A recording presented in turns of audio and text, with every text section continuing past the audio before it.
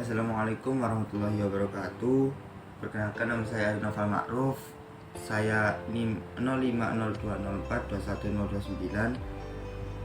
Di sini saya akan mempresentasikan makalah saya yang bertemakan sejarah Islam di Indonesia yang meliputi Samudra Pasai, Kerajaan Demak, dan juga Kerajaan Mataram Islam. Baiklah, langsung saja yang pertama, yaitu Kerajaan Samudra Pasai. Kerajaan Pasai atau Kerajaan Samudra Pasai adalah kerajaan Islam pertama di Nusantara. Tepatnya berada di pesisir utara Sumatera, di kota Lok Sumawe, Aceh. Kerajaan tersebut berkuasa dari abad 13 hingga abad ke-16. Kerajaan Samudra Pasai didirikan oleh Nazimuddin Al-Kamil yang merupakan seorang pimpinan angkatan laut dari Mesir pada tahun 1267 di Aceh. Masa-masa kejayaan Samudra Pasai. Pada masa kejayaannya, Samudra Pasai merupakan pusat perniagaan penting di kawasan Nusantara. Samudra Pasai memiliki bandar yang dikunjungi oleh para saudagar dari berbagai negeri seperti Cina, India, Syam, Arab, dan Persia. Kerajaan ini juga dikenal sebagai penghasil rempah-rempah terkemuka di dunia dengan lada sebagai komoditas andalannya. Lalu penyebab kemunduran Samudra Pasai yang terbagi menjadi dua faktor, yaitu faktor internal dan eksternal. Untuk faktor internal sendiri seperti satu, tidak ada penggantian cakap dan terkenal setelah Sultan Malik At-Tahrir. Yang kedua, terjadinya perebutan kekuasaan. Lalu untuk faktor eksternal, yang pertama, serangan dari Majapahit pada tahun 1339. Yang kedua, berdirinya Bandar Malaka yang letaknya lebih strategis untuk perdagangan di kawasan Nusantara. Yang ketiga, yakni serangan Portugis. Metode penyebaran Islam pada Kerajaan Samudra Pasai. Yang pertama, perdagangan. Yang kedua, pernikahan. Yang ketiga, mengislamkan pimpinan-pimpinan kerajaan. Jadi kalau rajanya diislamkan, otomatis anak buahnya ikut Islam. Seperti itu. Peninggalan sejarah Samudra Pasai, yaitu makam Malik Al-Saleh, koin emas dirham yang merupakan mata uang kerajaan Samudra Pasai, nisan Sultan Nahrasiyah, lonceng Cakradonya, hikayat Raja-Raja Pasai. Menuju ke bab selanjutnya, yaitu Kerajaan Demak. Kerajaan Demak adalah kerajaan Islam pertama di Jawa. Kerajaan Demak menjadi pusat penyebaran agama Islam di Jawa di bawah kepemimpinan raja pertamanya. Kerajaan Demak berdiri pada awal abad ke-16 Masehi seiring kemunduran Majapahit. Masa kejayaan Kerajaan Demak berlangsung saat dipimpin Sultan Trenggana pada tahun 1521 sampai 1546, kurang lebih 25 tahunan. Sultan Trenggana naik takhta setelah Pati Yunus. Penyebab kemunduran Kerajaan Demak yaitu terjadinya perang antar saudara, adanya perdebatan sengketa dalam keluarga, pemerintahan yang gagal.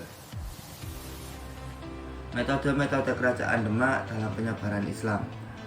Peran Kerajaan Demak dalam proses Islamisasi terlihat dari pengiriman utusan ulama ke berbagai daerah bawahannya, pengenalan Islam melalui tradisi dan kebudayaan yang diakulturasikan dengan kebudayaan sebelumnya, hingga melalui jalur perdagangan serta perkawinan. Peninggalan sejarah Kerajaan Demak, yaitu Masjid Agung Demak, Pintu Bledek, situs Kolam Wudu, situs 8 Sokoguru, situs Maksurah, situs Dampar Kencana, situs Surya Majapahit. Pada bab ketiga yang juga bab terakhir, yakni Kerajaan Mataram Islam. Sejarah Kerajaan Mataram Islam dimulai ketika Ki Ageng Pemanahan membantu Raja Pajang Sultan Hadiwijaya mengalahkan Arya Penangsang dari Jipang. Atas jasanya, Ki Ageng Pemanahan dianugerahi wilayah tanah di hutan Mentawai Sekarang itu daerah Kota Gede, Jakarta. Masa-masa kejayaan Mataram Islam. Kesultanan Mataram mencapai puncak kejayaan pada masa pemerintahan Sultan Agung, yaitu pada tahun 1613 sampai 1645 Masehi. Di bawah kekuasaannya, Mataram sempat beberapa kali melakukan penyerangan ke Batavia untuk memerangi VOC. Selain itu, wilayah kekuasaan Mataram juga hampir meliputi seluruh wilayah Pulau Jawa. Penyebab kemunduran Mataram Islam, yaitu keruntuhan Mataram Islam itu dimulai setelah Sultan Agung wafat dan tahtanya turun ke tangan Amangkurat I. Nah, beliau ini anak yang beler, jadi kerajaannya itu seperti nggak terkondisikan.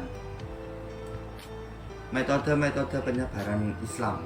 Kerajaan Mataram Islam dengan semangat para raja-rajanya selalu mengembangkan segala macam hal yang berbau Islam di daerah yang menjadi kekuasaannya.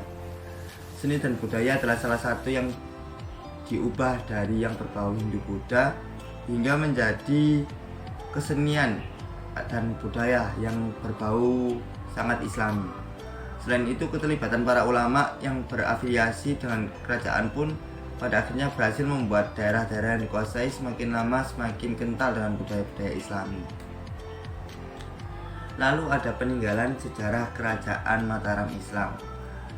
Berikut ini beberapa bangunan peninggalan kerajaan Mataram Islam di Surakarta, yaitu Benteng Vastenburg, Pasar Gede Harjonagoro, Rumah Sakit Kadipolo, Masjid Agung Keraton Surakarta, lalu Taman Sriwedari.